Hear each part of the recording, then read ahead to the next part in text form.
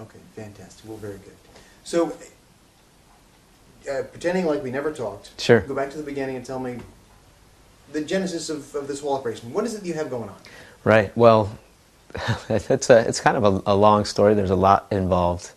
Shamus was born with cerebral palsy, so it limits his ability to walk, run, move on his own. So from a very young age, we realized that he was going to be a little bit limited in what he could do mobility-wise. I'm a runner. I always took him along with me on my training runs. We had a jogging stroller when he was small, and we would just go out for 18, 20 miles on a weekend. And he just slept most of the time. But as he got older, you know, we'd converse, and it became a good bonding time for the two of us. And then as Simon got old enough, our younger son, the three of us would run together with a double jogging stroller. Sometimes we'd alternate, you know, who would go with Dad and who would stay with Mom, and we'd split it up that way. As Shamus got bigger, though, he outgrew his jogging stroller. Last spring, we realized that we couldn't cram him into you know, an infant or toddler jogging stroller anymore. So we started to seek some help in looking for something that could accommodate him and I to still be able to run together. So I solicited the help of Team Hoyt, Dick and Rick Hoyt. I emailed them just on a whim. The woman that works with Team Hoyt emailed me back within an hour, I would say, and said that the chairs that they design run about $3,000. But she is affiliated with a man out of Virginia Beach. His name is Major Kim Rossiter, and he goes by Rooster. And he helps families to obtain funds or raise money to get those strollers, to get the larger running chairs, and they call them running chariots. And he's the founder of Ainsley's Angels. And what Ainsley's Angels is, it's a non-profit agency that helps children like Shamus who have mobility limitations be able to compete and run and participate in active lifestyles. So we raised the money that we needed to.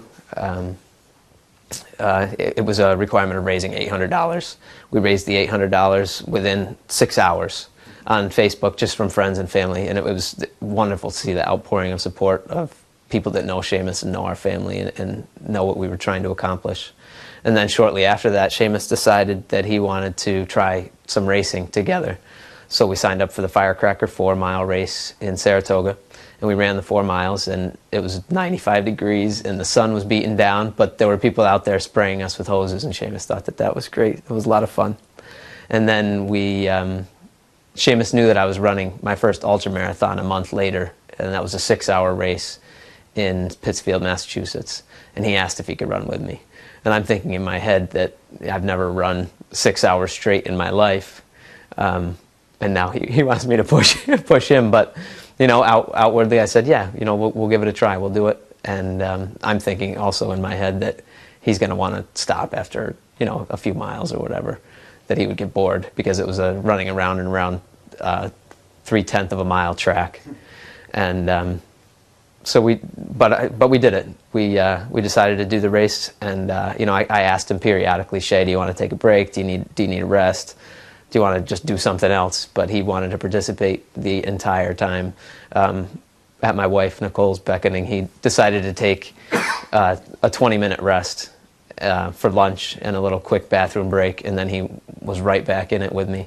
So we ran the 6 hours together. Again, it's called the Sweltering 6-hour race, and it was, again, hot August day. The sun was beating down, but Shamus was in charge of getting me my water and holding my snacks and stuff for me, and he would toss my water bottles to the side where they would refill them. And we were a great team that day, and we ended up running 45 miles together, and we won the race. And on the ride home, we thought, geez, what can we do next? You know, we pretty much conquered everything that I thought possible in running. You know, you win an ultra marathon. What do you do after that? But by the time we got home, Shamus had an idea that as a family, we could run across the country.